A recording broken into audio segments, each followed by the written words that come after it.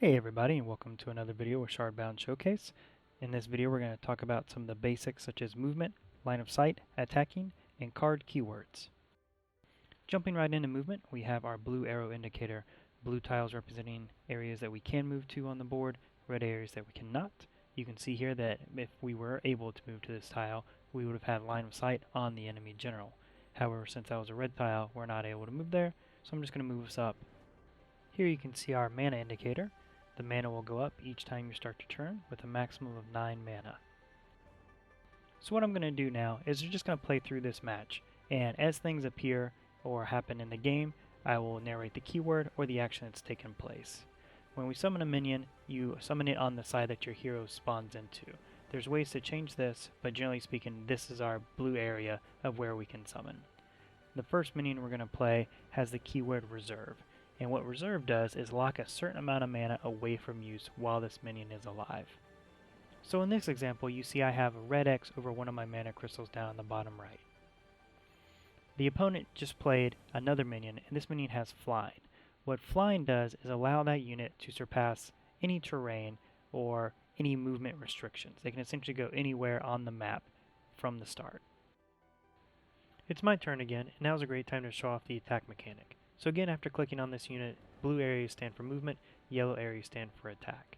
You can see when I hover over the enemy general, I have an attack symbol with the sword on it, and the minion has a death symbol on it, meaning he will die. You don't necessarily have to go straight to attack. You can move as I did here, and then attack. But if you just want to go in for the damage, you can just click straight to the minion, and you'll move there and attack it. What these orange tiles are representing are areas that the opponent can move and attack. So they'll be able to move anywhere that is orange and attack in the adjacent tiles. My advanced scout here has two keywords, Warcry and Deep Strike. Warcry means that as this minion is played, it's going to do X. So in this example, it gave the next minion I play for my hand Deep Strike. So we'll be able to see that on our next turn. And here we're getting to see a good example of melee minion movement versus a flying minion. So this flying minion was all the way in the back line and able to move up and attack my hero. Next, you're going to see me capitalize on two things. So if you remember, the last card I played gave me Deep Strike for the next minion I played. And the minion I'm going to play now, Saboteur, also has a Warcry of Stun. And Stun will oftentimes come with a duration. But here you see with Deep Strike, I'm able to place this minion anywhere on the map. And that's an advantage to placement versus on the side that I have spawned on. So what I've done, I've placed him far in the back corner and hide him away from any adjacent enemies, and then I've also stunned the artifact that the opponent put up for 2 rounds, so it's not going to be able to produce any of those smaller minions for me. What I'm going to do with this other guy is just walk up, again seeing my indicator marked in yellow that I can damage him, and then we're going to kill each other off here. Now I'm left with positioning my general. As you can see, the orange tiles indicate that I'm in range to be attacked, but I don't want to go too far onto the enemy side. Doing that wouldn't allow me to summon minions next to me. Again, your minions are originally summoned on the side that you spawn on. So what I'm going to do is just position myself here next to this boulder. A fun fact about that Vengeful Veteran my opponent just played is that when it spawns in, it's actually going to point its sword at the minion that killed the Novice Knight that created it. Now if that minion has also died, then it's just going to point the sword at your general. My Sanctifier here has the Warcry of giving a friendly minion Shroud. What Shroud does is block any incoming spells so it cannot be targeted. As you can see here, I spawn first where I want my minion to be, and then use the yellow arrow to indicate which minion I want to give Shroud to. My next card has 3 great things going for it. One, it has charge, meaning that when it's played it does not have to wait around to attack, it can attack right off the bat. 2, as you can see, it can be spawned right next to my general in an adjacent tile, so it's not restricted to being spawned into my side of the map. Now if he's lucky and survives through the round, he has a chance to be bounced back to my hand. What bounce is going to do is essentially remove him from the playable board and put it back into my hand. What I've done is I've gone ahead and moved my hero away. Again, you can see as I've positioned myself, I can move and then attack. I don't have to go straight and attack. This minion here that I had charge on, you can see I attacked first, and I still have the ability to move to get out of the way of that Vengeful Veteran from coming in and attacking me. I'm going to go ahead and use my minion that I used my Deep Strike on to take advantage of this Vengeful Veteran and take him out as well. Well, doesn't look like we're going to get to see that bounce mechanic just yet. Maybe coming up here in a little bit we'll get another chance to see it.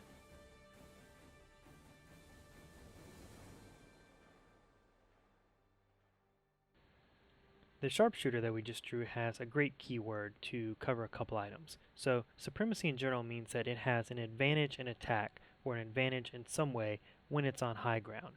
The sharpshooter being a ranged minion, it's going to be doubling its attack when it's on high ground tile.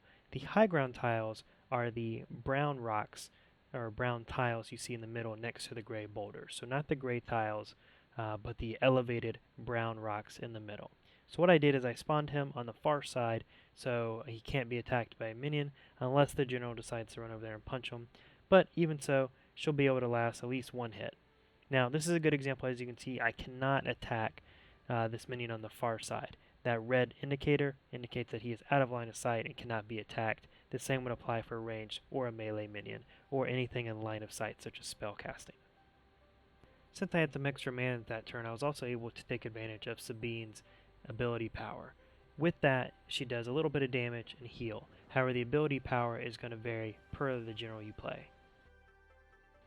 The opponent was able to wipe out a couple of my minions and kind of get an advantage on me here, so having this next minion is really going to help me out. I have a couple options available to me, but I think my best play here is to play the minion that's going to grant myself and itself a damage shield. So just think of the damage shield as being able to absorb one attack. It's not lasting forever, it's temporary, so whether that attack is 10 damage or whether it's 1 damage, as soon as it takes that hit, it then removes the damage shield. I'm also able to capitalize on that sharpshooter and its supremacy keyword that I used last turn. So as you can see, I'm going to move up into position, my attack goes from 2 to 4, and I'm able to do more damage to that big guy who's trying to lumber over and get on my side of the board.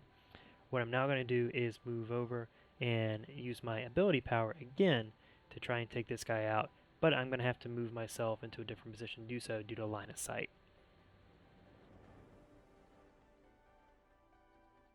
I'm going to go ahead and play another ranged minion with Shroud so he can't be targeted by any spells, and also just have more presence on the board because he's starting to stack up on me here. Ooh, and as you can see, he summoned another minion with charge on my side, so he may not last too long, and he did not.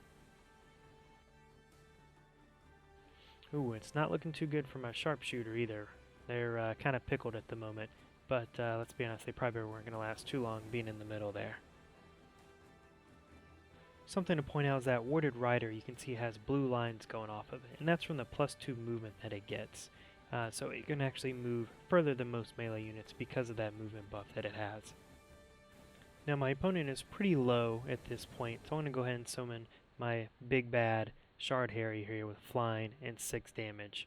So he's going to be able to finish off that general, assuming he's going to live through this round. What I'm going to use is my damage shield minion here to kind of clear out some of the other minions to try and protect him. Now he's still going to be susceptible, but I think based on what I'm going to do here, I'll be able to not necessarily aggro, but position him where he won't take 8 damage right off the bat. So what we're going to try and do again is finish him off. And ooh, that Kavashi High Guard, one of the coolest guys in the game in my opinion. He actually has loyalty. And what loyalty does is buff that minion, buff your general, do some sort of AoE effect. But in order to do that, loyalty is applied when you are near an adjacent tile to your general. So this Kavashi High Guard obviously is not in that. So I think it's time to just kind of dump my hand, finish off this enemy general, and finish off with a nice buffed up Shard Harry here. So going to go ahead and play Florian.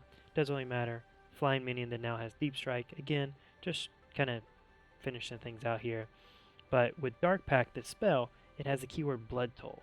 And what Blood Toll is, that means there's some additional price that has to be paid, whether it's sacrificing a minion, sacrificing health, something of that nature to get its desired result. In this case, I had to take 3 damage on my general, but it doesn't really matter because now my big bad Shard Harry is going to be able to fly over and finish off this game nice and quick. Now, I'd say I wasn't able to cover every keyword that's in the game within this single match, but we did go over quite a few. Just look for that yellow text on a card. That'll indicate the keyword, and by hovering over the card, it'll give you a quick description. I hope this video was able to help a little bit. If you have any questions, feel free to leave them in the comments. I'll see you in the next video.